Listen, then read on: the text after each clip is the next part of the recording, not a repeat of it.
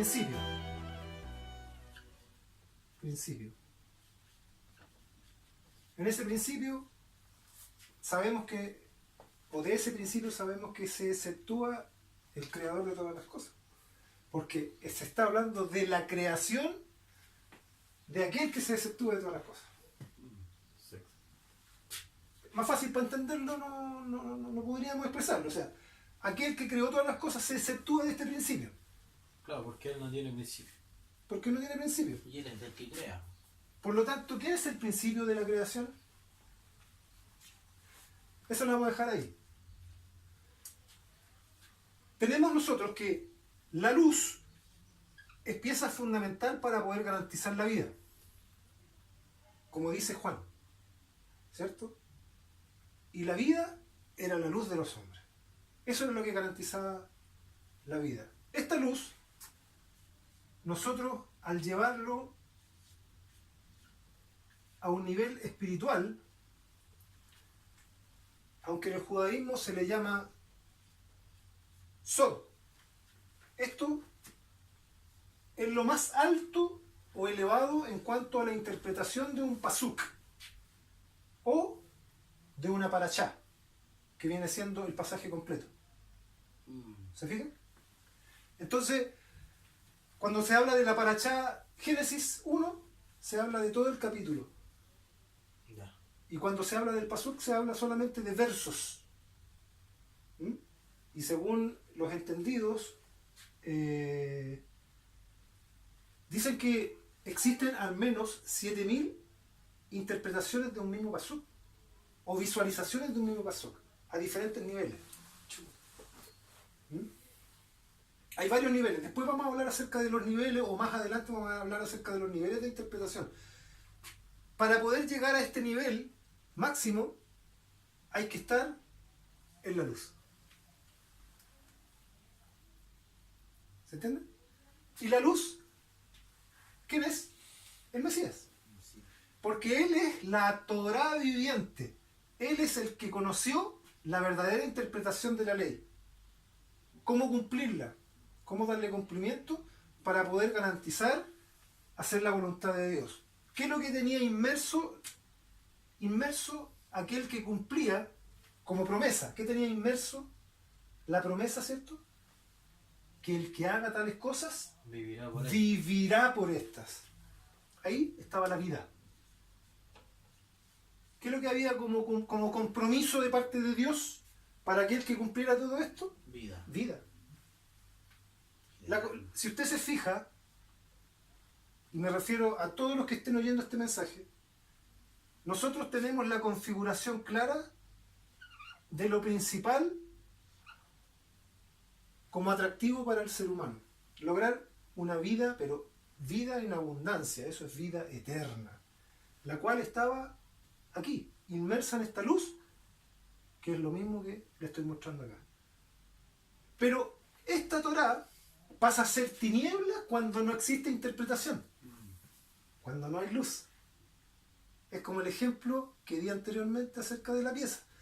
Usted, para ingresar a la Torá tiene que ingresar mínimo con una antorcha para poder entender algo, para poder comprender algo o visualizar algo de la Torá. Una antorcha. Un fósforo. Por último, un fosforito. Algo que ilumine. ¿Pero va a poder iluminar toda la habitación? No. Para eso necesita la luz verdadera. Eso se refería el Señor Jesucristo cuando decía: yo soy la luz verdadera. Yo soy la máxima iluminación. Por ejemplo, mire, nosotros como nazarenos tenemos la misma capacidad que usted para poder libremente escudriñar las Escrituras. Libremente. Yo le podría decir a cualquiera del sistema religioso, independientemente de que sea testigo de Jehová, de que sea mormón, adventista, pentecostal, a cualquiera, estoy seguro y no me equivoco, y le digo: búsqueme por favor la palabra sol en el Evangelio según Juan, en la primera o segunda o tercera carta de Juan y le regala un vehículo y esa persona empieza a buscarlo. Se lo aseguro. Pero yo le digo que no lo va a encontrar. Tampoco lo va a encontrar en Romanos. Tampoco lo va a encontrar en muchas de las cartas de Pablo. ¿Sabe por qué? Porque la palabra sol se utilizaba solamente como un lenguaje para dar a conocer al Mesías. Porque de toda la naturaleza que se conocía visualmente, la única luz poderosa que era capaz de iluminar el día desde que salía hasta que se escondía era el sol. Por lo tanto, la palabra sol no se empleaba sino para dar o para ejemplificar al Mesías. Cuando se habló de Juan, por ejemplo, Juan, se ocupó la palabra lugnos en el griego. ¿Qué quiere decir lugnos? Puede referirse a antorcha o puede referirse a lámpara común de aceite. Incluso se podría también referir a una de las luces del candelabro, pero nunca al sol. Solamente la palabra fos se ocupaba para referirse al Mesías. ¿Y sabe cuándo él se utilizó? En el Nuevo Testamento, ¿cuándo se utilizó? La única vez, cuando fue la transfiguración de nuestro Señor Jesucristo, cuando dijo Mateo o Lucas, ¿cierto? O Marcos, dijo que brilló como el sol. Este es mi hijo amado, se escuchó desde la nube, ¿cierto? Y dice los testigos que vieron al Señor que resplandeció una luz más potente que el sol. ¿Se fija? O sea, que si ese sol iluminaba el día y la noche, esta luz fue mayor. Sol de justicia. Entonces, ¿de qué estamos hablando nosotros? Estamos hablando de que el único capaz de poder dar luz a las Escrituras es el Mesías, el cual el judaísmo, en su gran mayoría, ha rechazado. El único que trajo la verdad. Bueno, según como hemos aprendido nosotros, que el Señor no solamente decía él todo esto, que él era la luz, sino que según lo entendió, el Señor competía con muchos Mesías de aquel entonces. En aquel entonces había muchos que se proclamaban o se autoproclamaban Mesías. O sea, y que él dijera esto y que él triunfara. Mire, aunque es parte de otro estudio, y estamos hablando netamente de la luz. Esto es como resumen de lo anterior. Voy a hacer un pequeño paréntesis en relación a lo que usted está diciendo. Se levantaron muchos mesías en aquel tiempo, pero ¿qué es lo que era necesario? ¿Qué es lo que se pedía como requisito para poder ser mesías? Siempre se solicitaba un testimonio profético. Al primero que acudieron los mensajeros del sumo sacerdote fue a Juan. Y a él le preguntaron, ¿eres tú el Cristo? Y él dio testimonio diciendo, no, yo no soy el Cristo. Yo no soy el Cristo. Yo vine a bautizar para que se manifestara aquel, ¿cierto?, que es la luz verdadera que alumbra a todo mundo, a todo hombre. O sea, para que se manifestara este Mesías. Por eso el Señor Jesucristo habla acerca de él. Y ustedes, ¿cierto?, siguieron a este profeta y, ¿cierto?, se alumbraron por un tiempo de la luz de este profeta. Pero él era la antorcha que alumbraba. Ahí se ocupa la palabra antorcha, ¿cierto? Lumnos. Pero él era la antorcha que alumbraba. ¿Qué es lo que alumbraba? Alumbraba el camino que realmente nos llevaría al verdadero conocimiento de ese Dios verdadero. Yo soy el camino, la verdad y la vida. O sea, en esa luz estaba introducido todo ese concepto. Era la luz para alumbrar el camino, para garantizar la vida, para poder llegar al conocimiento de Dios. Preparar el camino. Bueno, eso es como un paréntesis. Moisés.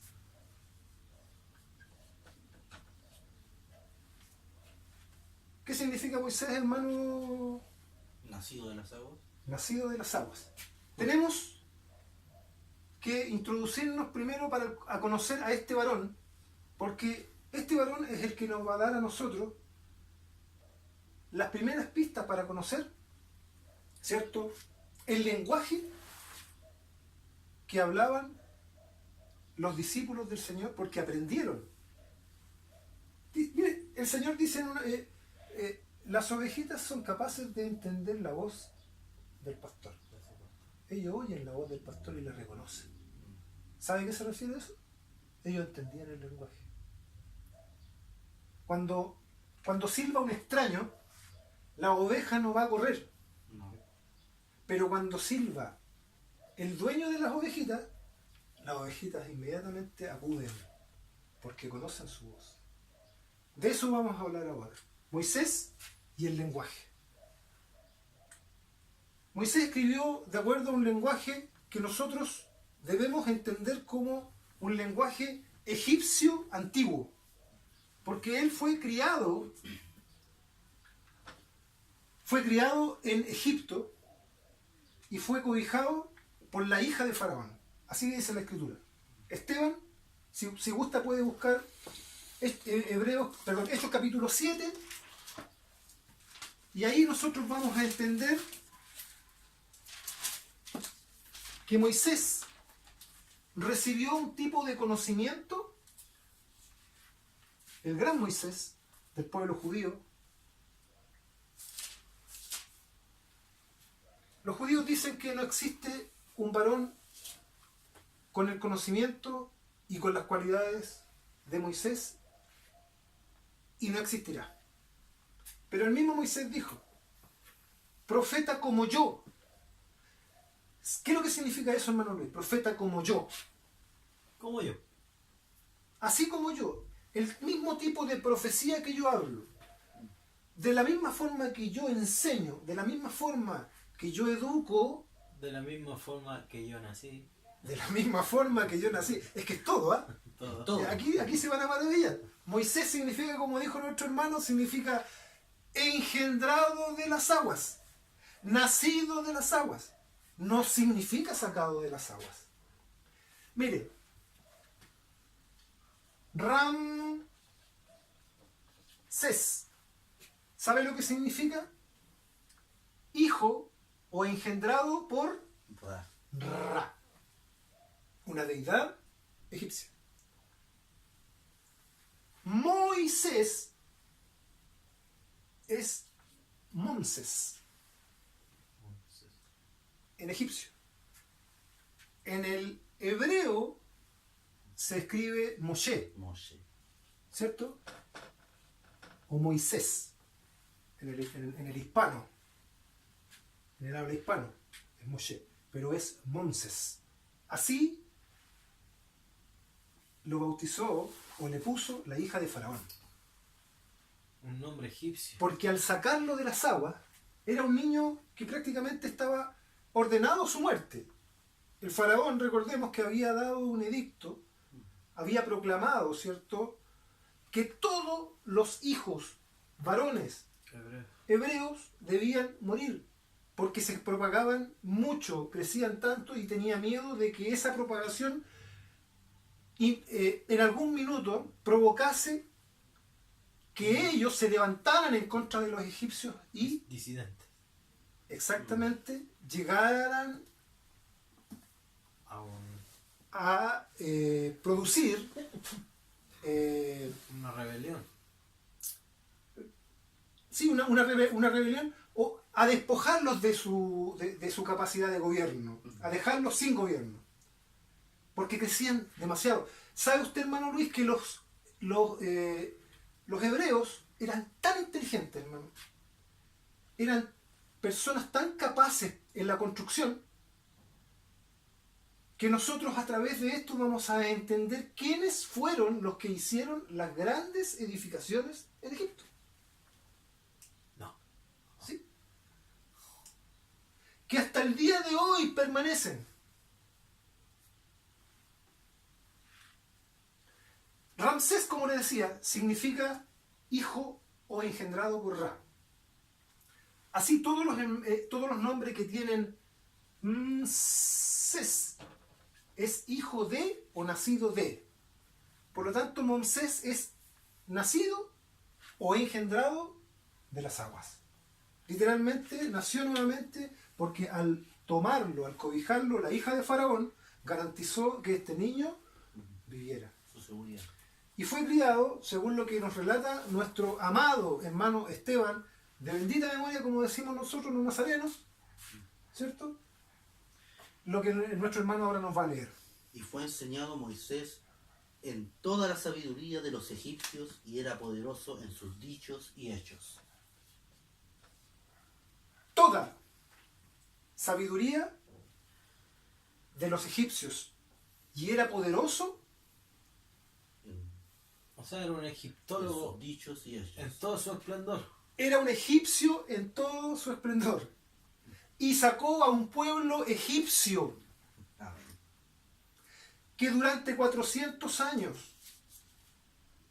les construyó las más hermosas edificaciones a los faraones. Y eso fue lo que más le dolió a Faraón cuando se fue el pueblo, porque ya no tenía quien les edificara sus pirámides y sus maravillosas esculturas que tallaron con la inteligencia de los hebreos. Se le fue la mano de obra. Se le fue la mano de obra. Se le fue la capacidad intelectual, que hasta el día de hoy están ahí y sobreviven, y no existe en la tierra un arquitecto o un constructor que pueda entender cómo construir una pirámide similar, sabiendo que piedra sobre piedra estamos hablando de volúmenes tremendos, ordenados de una forma totalmente milimétrica Micro. y no sé, yo me saco el sombrero en esa edificación. Millométrica. Cortes perfectos, que hasta el día de hoy no saben cómo se hicieron, ¿Y cómo llegaron a acomodarla? cómo llegaron a acomodarlas, cómo No, llegaron no. a cortar los bloques. Hay algunos bloques que tienen unas perforaciones que ni siquiera hoy en día con una copa de diamante se podría llegar a esa perfección, porque aún así le quedaría imperfecciones en el corte. Sin embargo, estas tienen un corte perfecto, que al deslizar el dedo no tiene ni siquiera un resalto. O sea, está prácticamente pulida. ¿Cómo? Por dentro. No se sabe. Entonces, todos le atribuyen el intelecto a los egipcios, y no, los egipcios se apoderaron de la mano de obra intelectual de aquel momento, de aquel tiempo, desde la entrada de otro hebreo, José, que fue quien le dio y le garantizó a Egipto su supervivencia, porque el sueño decía que Egipto iba a perecer por hambre, pero este hombre capaz intelectualmente le garantizó a Egipto no solamente su permanencia, sino que también creció como imperio de tal manera que José fue considerado como el segundo faraón en Egipto. Y así fue como se introdujo en Egipto toda la descendencia de Abraham. Jacob con sus hijos se introdujeron y habitaron en Egipto durante 400 años, hasta que llegó Moisés. Él escribió de acuerdo a toda la sabiduría egipcia, como estamos diciendo acá. Esto, lo más probable es que les va a sorprender incluso a los estudiadores de la historia egipcia. Les va a sorprender, porque han tratado de encontrar a Moisés dentro de las ruinas, pero no lo van a encontrar. Lo van a encontrar a través de las escrituras. Porque acá está la verdad de todo. Nunca Un historiador va a escribir sus derrotas. Siempre va a escribir sus triunfos, Como la estela de Merepta. como la estela de Benepto. Siempre los historiadores van a escribir de acuerdo al punto de vista de sus éxitos, pero jamás van a poner ahí como historia que fueron derrotados o que fueron aniquilados por un gran Dios que fue manifestado a través del brazo de este hombre, Moisés. ¿Ven? Toda sabiduría egipcia. ¿Les damos el bonus track? Amén. Mire, les tenemos preparada una sorpresa. Vamos a empezar a introducirnos en el lenguaje que utilizaba Moisés. El Señor Jesucristo dijo así como Moisés levantó la serpiente en el desierto. Así es necesario que el Hijo del Hombre Sí, sea levantado. Ese levantado, exaltado. ¿a qué se refiere, hermano? Exaltado. Exaltado. La palabra, Eso está en el interlineal también. así en el como interlineal griego usted puede ver el mismo texto, interlineal griego de Francisco de la Cueva, es muy bueno. Pero cualquier interlineal en donde usted vea el original del griego, va a ver la palabra exaltación. Eso es elevar, levantar poner sobre. sobre. ¿Ah? Por ejemplo, Cuando la Biblia habla que Dios levantó a su hijo, ¿quién estaba sobre el sacerdote? el sumo sacerdote. Sumo sacerdote. Él es exaltado por sobre los demás sacerdotes. ¿Entiendes? Ese es el concepto.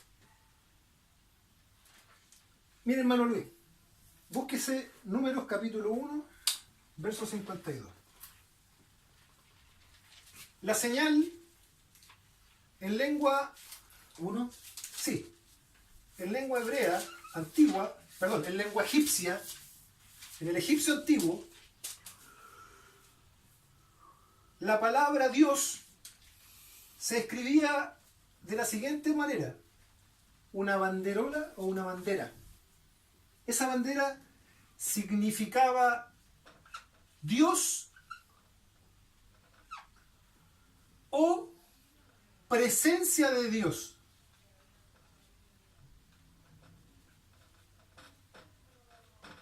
Presencia de Dios, ¿cierto? Aquí, al poner una bandera, está Dios.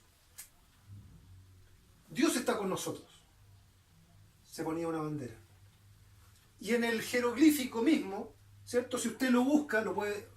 Hay muchos libros de escritura jeroglífica egipcia, y usted lo busca, nosotros lo vamos a poner en pantalla para que usted lo vea. Se va a dar cuenta de que este símbolo significa Dios. Puede estar en el caso de los egipcios, lo ponían incluso en los sepulcros. ¿Ah? Aquí mora el Dios de los muertos, por ejemplo. ¿Se fija? Y para hablar de sacerdote se utilizaba un báculo, una vara. Simplemente una vara significaba sacerdote. Y al poner una bandera y una vara al lado, significaba sacerdote de Dios. Mire qué simple. Es tan simple como hoy en día usted, al entrar, por ejemplo, a un celular, usted tiene diferentes iconos y usted ya sabe qué es lo que significa YouTube. Una banderita significa YouTube, Sí. ¿cierto? Un círculo con una banderita es YouTube. Si usted lo pincha, hasta un niño chico lo sabe. Así también en ese entonces. Imagínese Moisés, que había sido criado en toda sabiduría, conocía todo el lenguaje. Porque este lenguaje se utilizaba a nivel sacerdotal, a nivel intelectual. Se utilizaba esto. El intelecto estaba en el sacerdocio. ¿Se fija? Mire, léame, hermano Luis, la cita que yo le pedí que buscara. Números 1, 52. Dice: los israelitas acamparán cada uno en su campamento y bajo su bandera, por cuerpos de ejército. Pero los levitas acamparán alrededor de la morada del testimonio, y así no se desatará la cólera contra la comunidad de los israelitas. Ok. ¿Se fija que ahí dice que tienen que poner una bandera? Sí, aquí. Ya, ahí aparece ya el concepto de bandera. Hermano, Números capítulo 2. El primero, Léase el Número capítulo 2 desde el versículo 3 en adelante. Mire, fíjense en lo siguiente. Acá nos vamos a dar cuenta de que la utilización de la bandera precisamente va a reflejar que Dios está aquí. estos acamparán al levante, al oriente, la bandera del ejército de Judá, por los escuadrones, y el jefe de los hijos de Judá, Naasón, hijo de Aminadab, su hueste, con los contados de ellos, 74.600. Junto a él acamparán los de la tribu de Isaacar, y el jefe de los hijos de Isaacar, Natanael, hijo de Suar, y su hueste con sus contados 54.400. Y la tribu de Zabulón, y el jefe de los hijos de Zabulón, Eliab, hijo de Elón, y sus huestes y sus contados 57.400. Todos los contados en el ejército de Judá 186.400. Por sus escuadrones irán delante. Mire, La bandera, exacto. Ahí. la bandera del ejército de Rubén al mediodía, por sus escuadrones, y el jefe de los hijos de Rubén, Elisur, hijo de Sedeur, y su hueste son contados 46.500. Ya está ahí nomás, hermano. ¿Sabe por qué tenían que poner una bandera? Cada tribu. Porque al poner la bandera, Dios está flameando, ellos Presencia. daban a entender de que la presencia de Dios estaba con ellos. Ellos estaban protegidos. Ellos tenían la protección del Altísimo. O sea, hasta en eso era el idioma. Exactamente. egipcio. La costumbre Era- la mantuvieron incluso por tribus. Mantenían la bandera puesta en cada tribu para dar a entender de que Dios estaba con ellos. ¿Qué sucedió, hermanos, con este pueblo? Que fue sacado con señales, señales majestuosas. Por ejemplo, se abrió el mar para que pasara el pueblo. Pereció todo el ejército de Faraón. Vieron todas esas señales y vieron todas las plagas y la forma en que se manifestó el poder de Dios en la destrucción de los primogénitos en Egipto. ¿Qué pasó con ese pueblo que llegó hasta el punto de perder su fidelidad con ese Dios? ¿Qué cree usted, hermano? ¿Qué cree usted que puede haber pasado Yo creo en, que en la mente de ellos? Tenían siempre a Faraón en sus mentes, siempre. Mire, era tal el asunto que extrañaban Las riquezas de Egipto. las riquezas de Egipto, la comida de Egipto, el El agua. bienestar en Egipto, el agua de Egipto, las carnes y todo lo que había en Egipto, que llegó al punto de Dios castigarnos y enviar serpientes para que los mordieran y murieran. Pero miren lo que le dijo a Moisés, búsquese Números capítulo 21, y miren lo que el Eterno le dice a Moisés, que utilice la misma señal de la bandera que ustedes pusieron en cada una de las tiendas de las tribus, diciendo, aquí está la presencia del Dios eterno, para que generaran un ícono de vergüenza y mostrarles a ellos, enrostrarles cuál era su pecado. Lea, hermano, capítulo 21. Y el Eterno dijo a Moisés: hazte una serpiente ardiente y ponla sobre la bandera, y será que cualquiera que fuere mordido y mirare a ella vivirá. Y Moisés hizo una serpiente de metal y púsola sobre la bandera.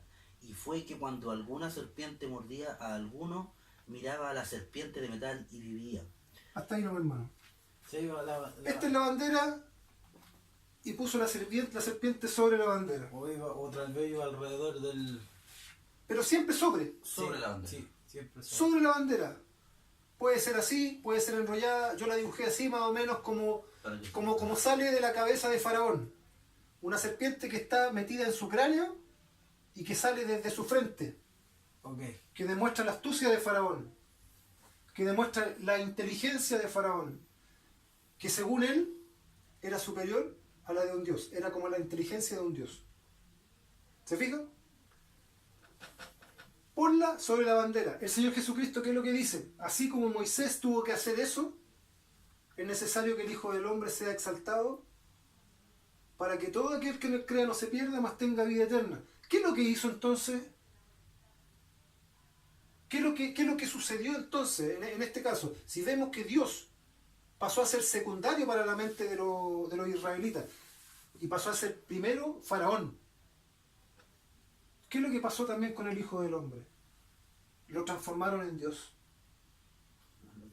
Lo que hace el sistema. Lo que hace el sistema hoy en día, si usted lee las Escrituras, vea que usted mismo ha sido impulsado a poner a Cristo, al Mesías, a la luz del mundo, al que enseñó cuál era el Dios verdadero, a ponerlo por sobre Dios. Y la Escritura dice que claramente se exceptúa aquel que lo ungió. Por lo tanto, Dios está por sobre el Mesías.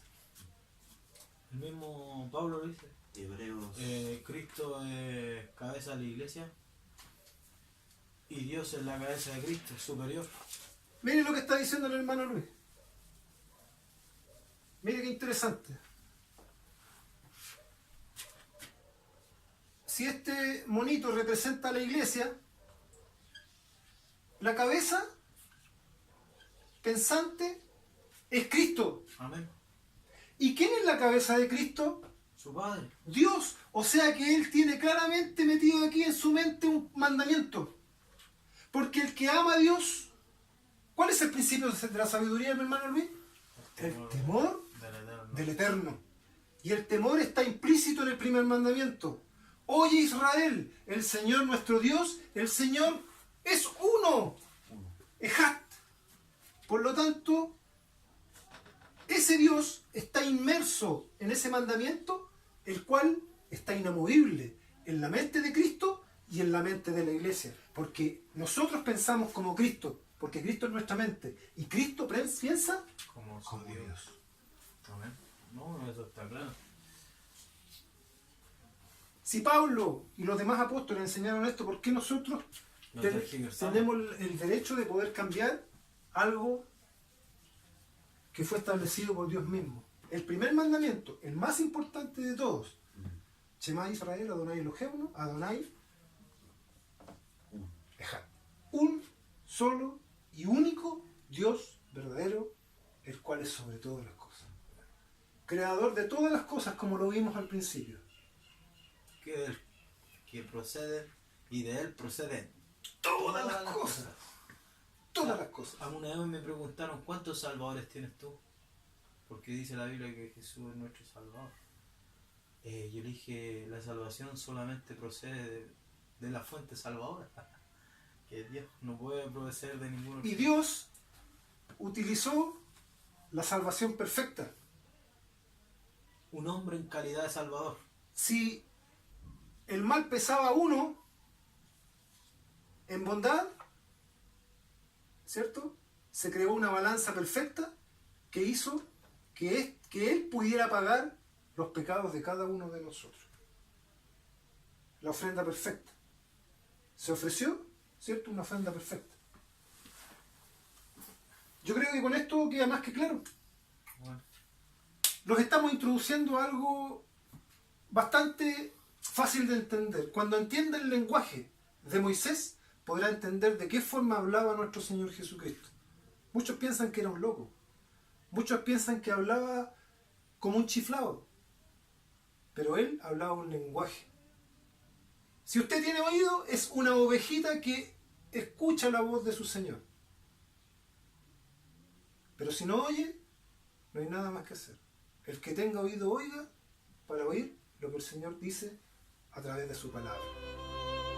Oye mundo, el Señor nuestro Dios, el Señor uno es.